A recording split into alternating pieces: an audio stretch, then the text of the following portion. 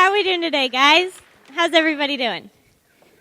How many freshmen are in the house? Raise your hand. Okay, how many sophomores? Juniors? Oh, wow. Okay, how many seniors do we have ready to graduate and go on to college? There you go.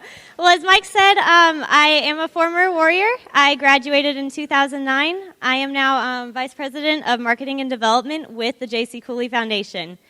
So we are here today with the Options and Opportunity, the Choice Program, to talk to you guys about those of you that are going through high school, having to make some choices in your daily life, those of you that are looking forward to college, and starting to decide what you want to do with your life. So this program has 3 phases so far. We are in phase 1. Phase 1 is we have a free Youth Inspirational Leadership Breakfast in Temecula. So if any of you guys want a free breakfast on Sunday morning, we'll have some more information afterwards for that. We have a leadership boot camp over the summer. We have field trips, a mentorship program, a lot of really great programs going on this year that will basically guide you through the choices that you have to make, help you decide if you want to do vocational school, if you want to go on to college, and what you want to major in, what you want to do with your life. All of this is made possible by the CEO and founder, James Cooley. And I'd like to go ahead and introduce him, welcome him to the stage, and he'll tell you a little bit more about the organization. So thank you.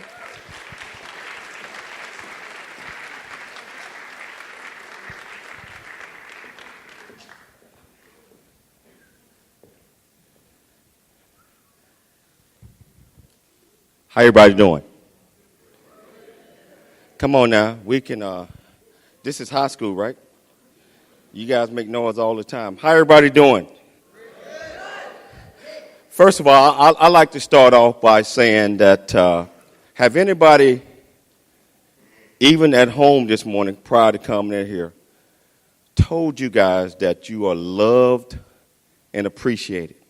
Have anybody told you guys that? Have anybody told you all that? I tell you what, I am going to tell you guys that you are loved and appreciated.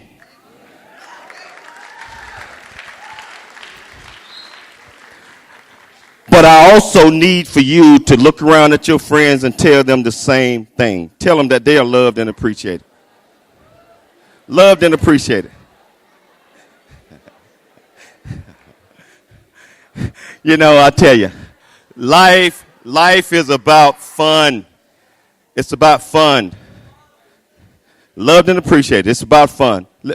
Let's get on the serious side a little bit. I'm going to tell you a little bit about myself. First of all, I am an author. I got one of my books up here that some of you guys will have an opportunity to look at it. Second book will be released in about 2 weeks.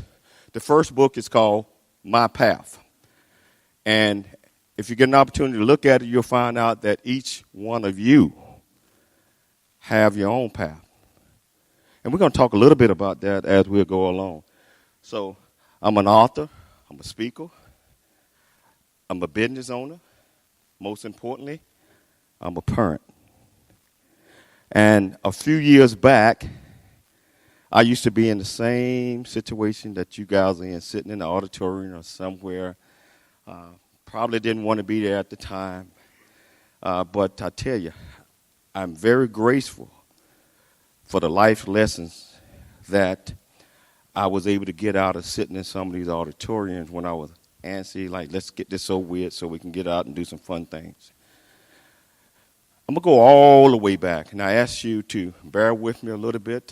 I'm going to go back to my childhood. Some of you, it might be able to relate to this if you were in that situation.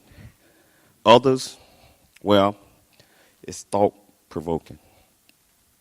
I was born in Chattanooga, Tennessee. Chattanooga, Tennessee, small city in Tennessee. I was born to a mother who had 10 children by 6 different fathers,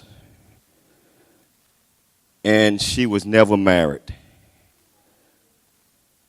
So we grew up very, very poor, not having. Many times we did not get a chance to eat because it's very tough for a single parent to raise that many kids and be able to provide the nourishment that they might need. So, and we also lived in the project. We call it the project. The ghetto is a term that most, or you probably have heard, where we had accommodations, but we had a lot of animals running around the house and not clean, and gangs up and down the street marching. And that seemed to be the way to go. At 5, 6 years old, I wanted to be a part of those gangs. And my mother looked at my brother, Jerry, who was 7 at the time, and I was 6. And she said, I got to get them out of here. Had to get us out of there because, for one thing, again, she had 10 kids.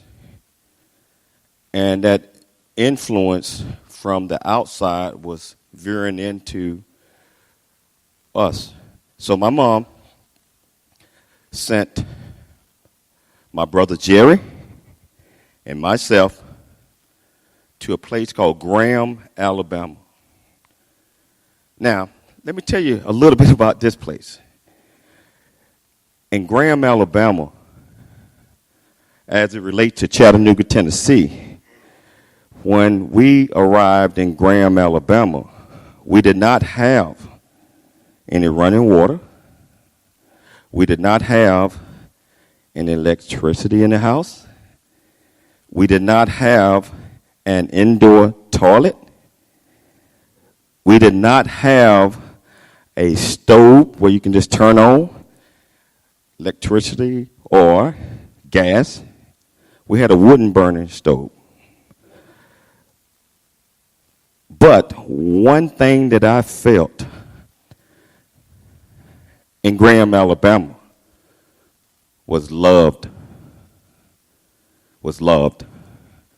And the reason I say this is a lot of things that we have today, we take for granted. We don't know that there's a lot of folks out there that do not have anything. But our parents do their best to make sure that we get the things that we want. In most cases, we want, but not need. But that's okay. Getting back to this story. If we wanted food, which everybody had to have food for nourishment, instead of going to the store, remember I said we didn't have a refrigerator either, right? I mean, if I forgot to set it, I'm bringing that. We had to go outside where we had chickens, cows. We had vegetables and get the food. My aunt would say, Junior, why don't you go out there and get one of them chickens? We have chicken today. So, you have to go out and catch the chicken, run the chicken down. And that chicken is not going to give up easy. You know that if you see it on TV. Sometimes the chicken get a little defensive and start jumping on your head and pecking your head, and because he's trying to survive as well. So that's the type of environment that I grew up in Alabama, which was, I felt like I was the richest kid on earth because the love was there. Even though we did not have all of the fancy things that they had back in Tennessee at the time. I mean by fancy, you go to the sink, you turn it on, you get some water. You go in the refrigerator, there's food in there. You had to go out and harvest your own food. And for us academics, they did not have big high schools like this. We had what we call the schoolhouse. That means from the 1st through the 12th grade, all of the kids went to the same school and mostly in the same class. Now, a lot of you all are a little bit too young to know about Little House on the Prairie or something like that. But it's that type of makeup. My point is, regardless what you might have at that time, you make the best of it. Being away from my brothers and sisters for 5.5 years, I kind of got a little lonely and decided that I wanted to go back to Chattanooga. So I asked my aunt and uncle to allow me to do that, and I went back to Chattanooga, Tennessee. I was about 11, almost 12 at the time. But guess what? I went back to the same environment that I had left 5 years ago. Gang activities, violence, people getting shot in front of you. No one cared anything about you. The word love never was mentioned. And you have to adjust to being in that environment again. So that's the environment that I went back to. And from that point on, I was trying to figure out a way of getting back out that environment. But the funny thing, and some of you all might be in a situation like this, we call it a generational gap. A generational gap, meaning that your granddaddy did it. Your daddy did it. And now, if nothing changed, guess what? You're going to do it. Nothing changed because there is nothing there to stop that from happening. So when can I get 3 people up here? Please. Please. You.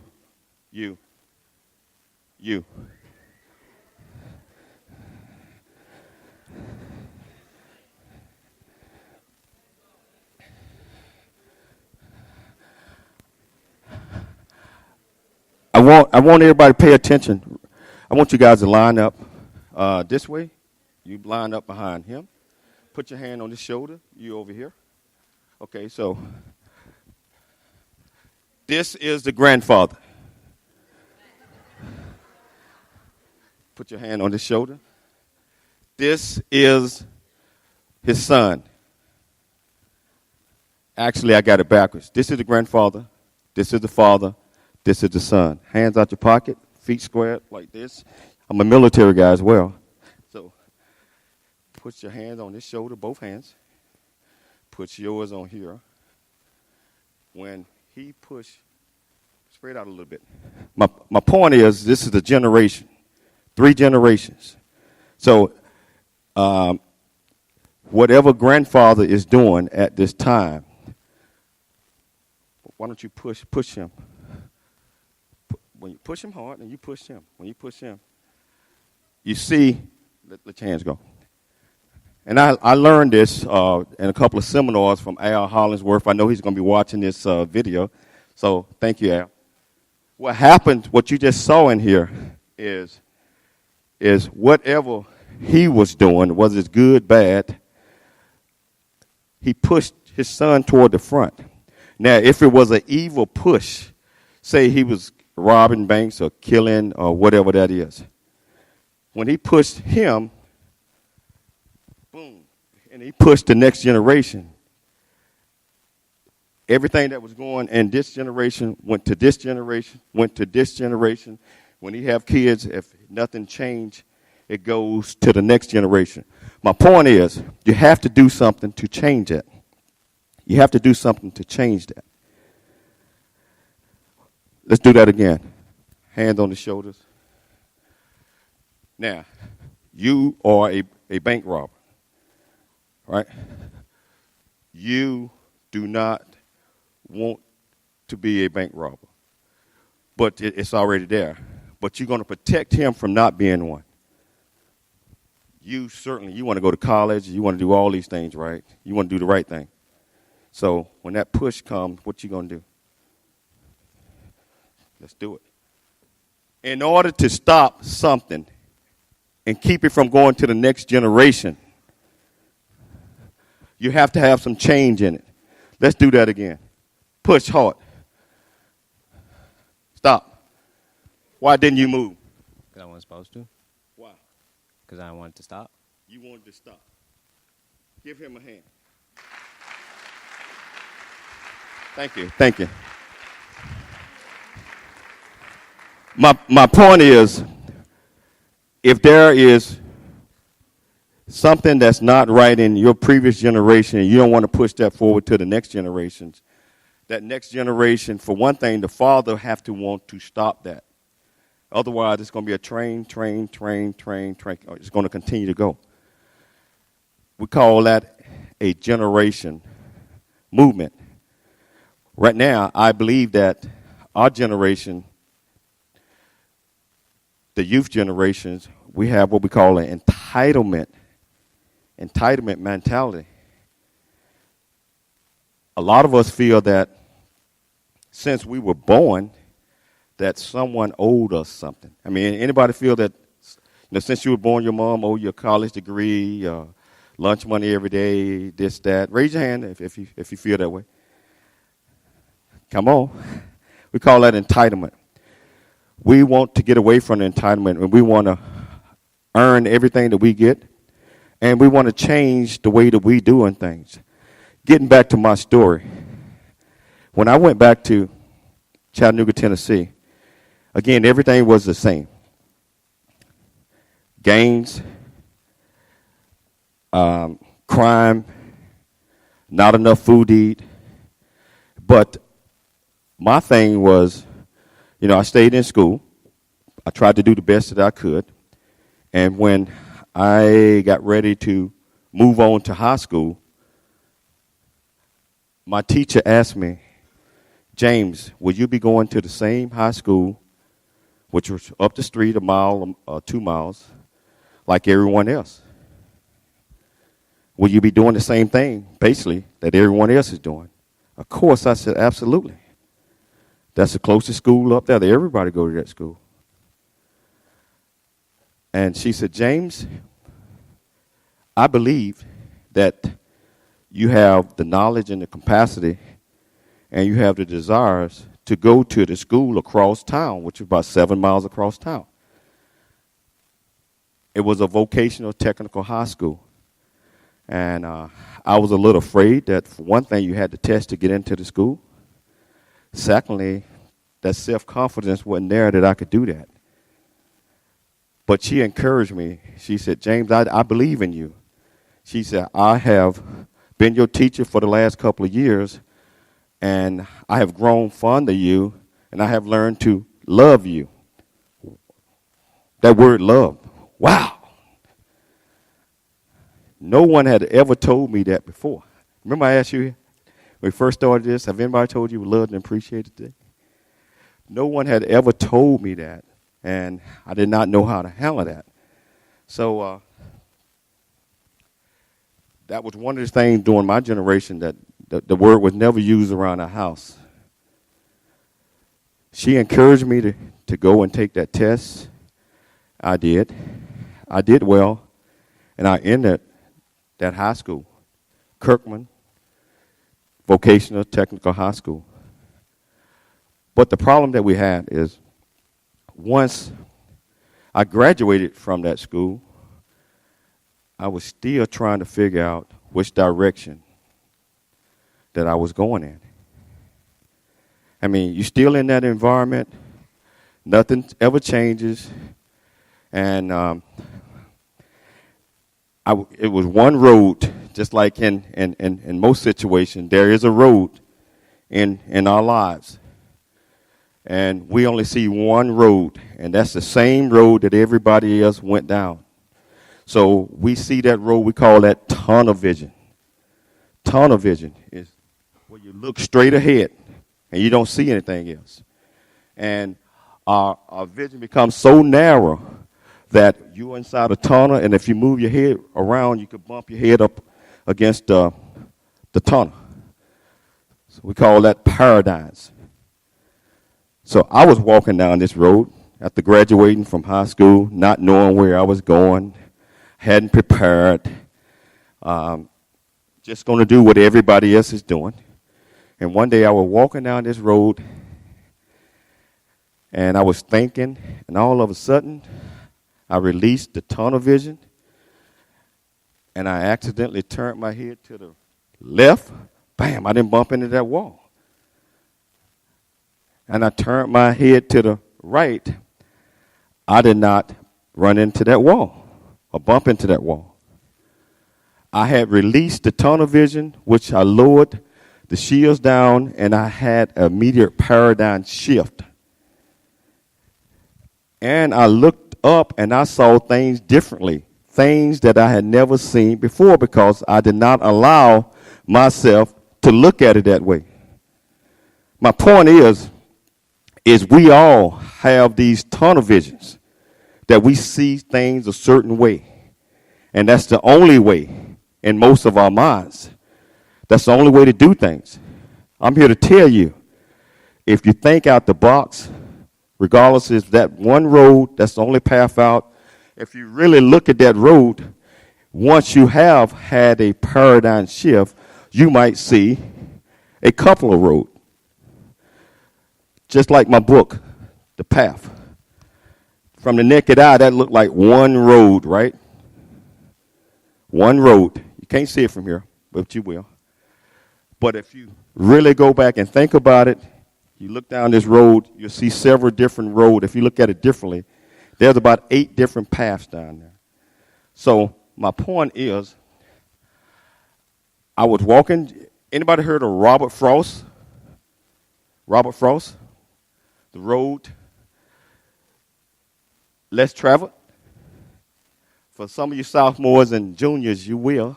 The seniors, you probably should already know what that is. Robert Frost is just a little excerpt from it. He was walking down this road, same road that he was always walking down. And all of a sudden he stopped, thought about it a little bit. That was the only option that he had. It was that road. Then he walked a little further, and he thought he saw footsteps going to the left. Then he looked around, and he saw a few footsteps going to the right. But he looked forward, and he saw millions and millions of footsteps going straight. Now, the problem, which is what's not a problem with him, his one option went to multiple options. Multiple options. Multiple options. For every option you have, it creates more opportunities. For every option you have, it creates more opportunities. But with these options, increased options, with these multiple opportunities, you have to make the right choice. I didn't say choices. Choice. We only have one choice on the direction that we're going. One choice. One choice. So we have to pick and choose from our options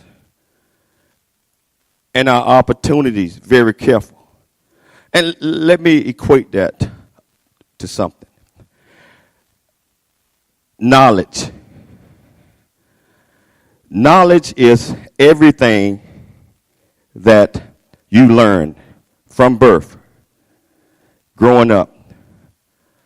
You know, putting your hand on a hot stove, or right from wrong, or saying thank you, or whatever that might be. Anything that you have. Knowledge comes from your surrounding. It comes from your past. It comes from your failures, your success. It comes from everything. But with knowledge alone, what does that, and in the business world, we always say, what does that buy you? You got all this knowledge. What can knowledge, you got a lot of knowledge, what can you do with it? Anybody? Give me a hand. You can go to college with knowledge. Who said that? So you can go to college with knowledge. I don't think you can do anything with knowledge. As long as you have knowledge, you cannot do anything with it. Now, if you take that knowledge and you apply it, once you apply the knowledge to the things that you have learned and you apply that in an action where if you walk by a stove and if you touch that stove 10, 11 times, your hand burn. Sooner or later, you're going to walk by that stove and you don't apply the knowledge that you have. You're not going to reach down and touch that stove. You know why? It burns. So unless you apply the knowledge that you have gained, you cannot do anything with it. But if you apply it, knowledge to understanding, that provides you a key to wherever you are going in life. Knowledge and understanding provides a key to your success in life. That goes back to options, knowledge, opportunity, understanding, a key. Say, for example, you wanted to go to a zoo, and you got the knowledge, you got the understanding, you got this key. And you got all of these doors in front of you, and you know the zoo is behind one of those doors, and say you have 10 doors. One thing you have to remember, if you have this key, and if you put it in the wrong door, that key is going to dissolve. So you have to be very careful about which one of those doors that key fits. So just like in life, when you're doing things, when you want to go places, when you want to hang out or you want to go to a party, you want to do all this stuff, you have to be careful about the key to the door that you're going into, because you want to choose the right door. And that's how life is. So what I would recommend you do is do an analysis. You want to go to the zoo, you got 10 doors in front of you. I would go up and listen behind each one of those doors for some zoo animals. You know, you go and you nothing there. So you break it down to 3 doors. 3 doors. And then you still don't know which one of the doors that key is going to fit. So you do an analysis again. This is in life. Everything you do, take the time. Let's not be a gunslinger. Take the time. You do an analysis. You hear some noise again. Do you hear? You don't hear anything. You hear. So you know that you have narrowed it down to 2 doors. Me personally, I would do another analysis and say that is a door. Put the key in it. You're at the zoo. That means you took the time to make the right choice. That's how it is in life. If you make the wrong choice, you do not get another chance at it. You can make the wrong decision several times, but you cannot make the wrong choice. So, how do we do this? How do we make the right choice? First of all, sometimes we have to change the way that we are thinking. We have to change our attitudes toward things. We have to become a little bit open-minded. We have to be a little bit more respectful. And all of that comes with change. I'm going to give you the formula for change. The formula for change is current behavior. Current behavior plus vision. equals change. There is another formula for change. Another formula for change is current behavior plus intolerable pain equals change. My point is, if you're a visionary thinker, if you do the analysis and you understand that this is the right thing to do, current behavior plus vision equals change. But it's going to be a lot of us that are not going to adapt to change very well. And we're going to fight the system until it becomes very, very painful and we are forced to change. Young folks, let's listen to what our teachers are telling us. They are here to teach you. Let's listen to what our parents are telling us. Let's listen to some of our friends that are doing the right things are telling us. You are, whether you know it or not, you are the future leaders of tomorrow. You all will be running this great country. Don't misunderstand that. Just because you're in high school right now. You all will be running this country. This country. Some of you all will be running the world.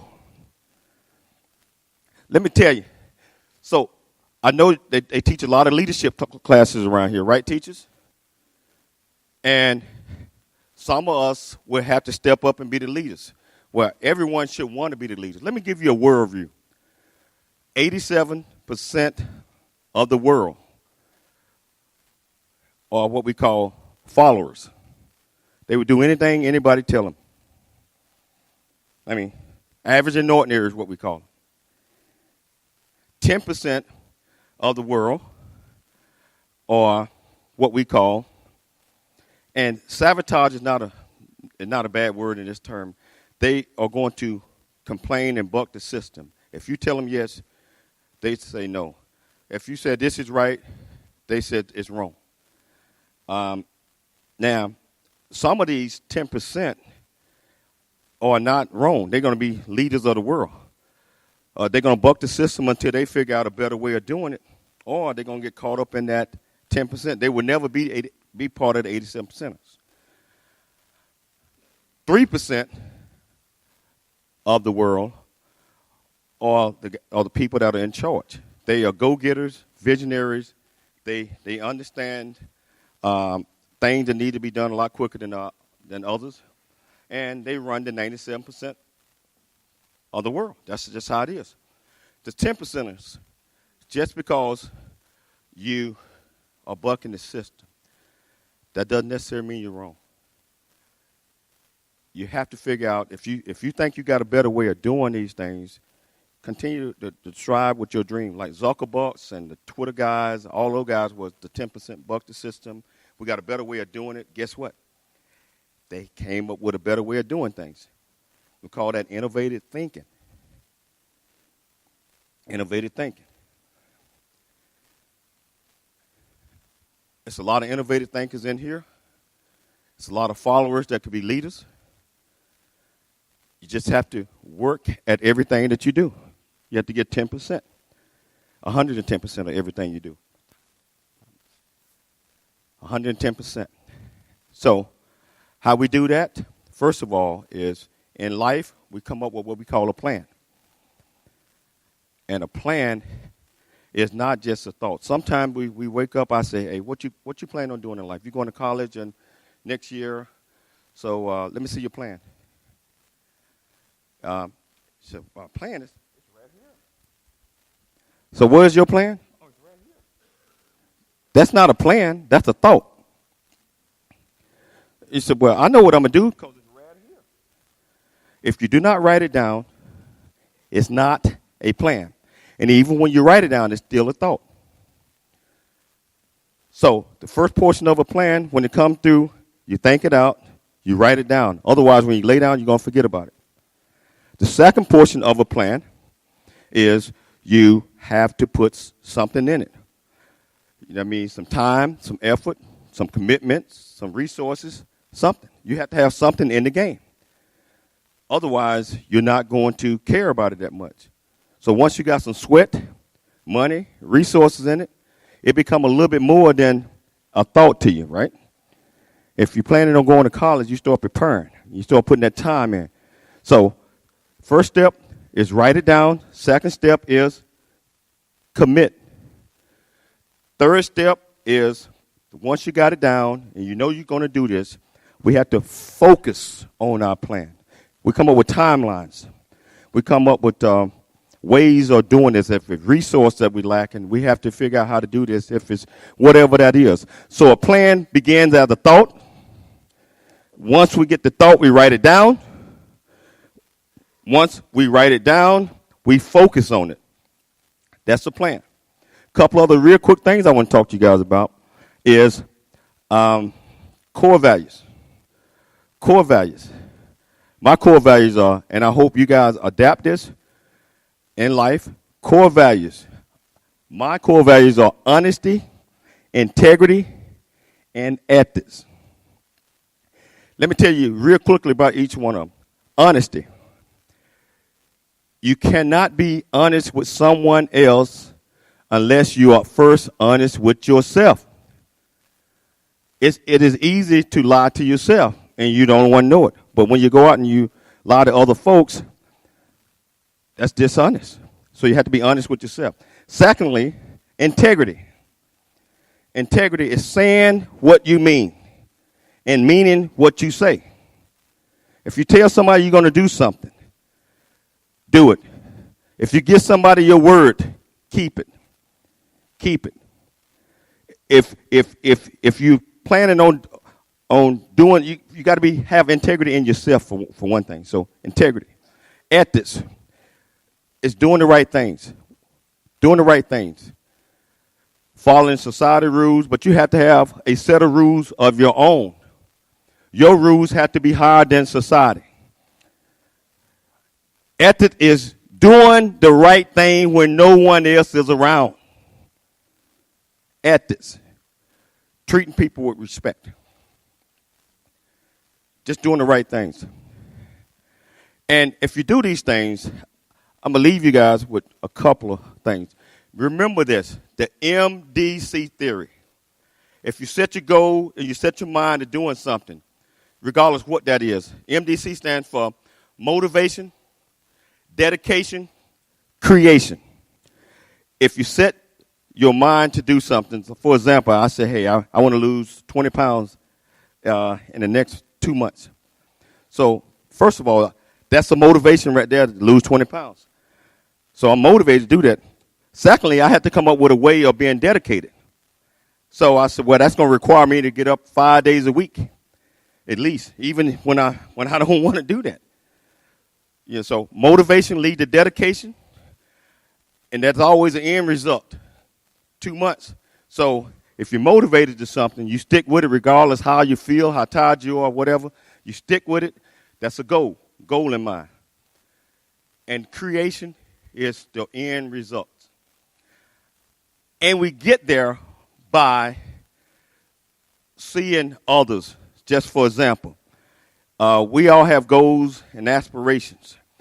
So we see somebody doing something, and we say, I like that. I want to aspire to be that way.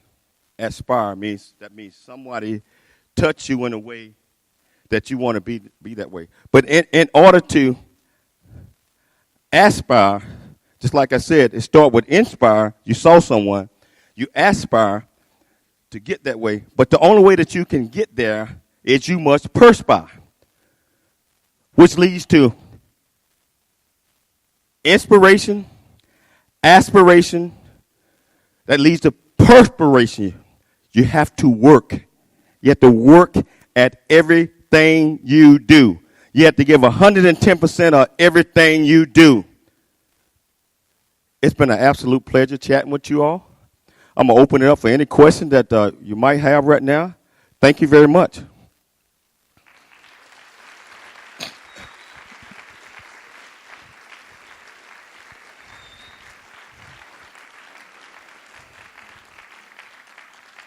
Any questions from anybody?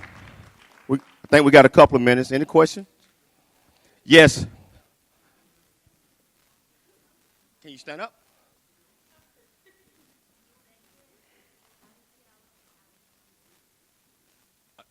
Won't you come up to the stage? I think this is important. Let's bring her to the stage.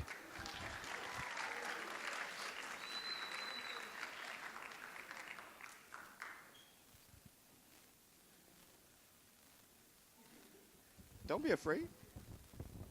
What's your question? How did you get to Cali from Tennessee? Okay, her question is, how did I make it to Cali from Tennessee? It was a long journey. I left Tennessee, and along my path, I entered the Navy. I entered the Navy, United States Navy, and I had an opportunity to travel all over the world. I had an opportunity to utilize what they offered and complete my education. And I went from an enlisted guy through the Navy, through the opportunities that you have, and I retired as a Navy officer. And I made it to Cali because I was an executive with aerospace, Lockheed Martin. I'm an aerospace engineer. And we had a company up here, a branch of our company. I came up here to run that branch. Any more questions? Feel free to talk. This is your time. You got a question? No questions? How many engineers in here? Aspiring engineers? Actors? I mean, we got something that we're aspiring for, right? All right. It's been a pleasure again. Thank you very much.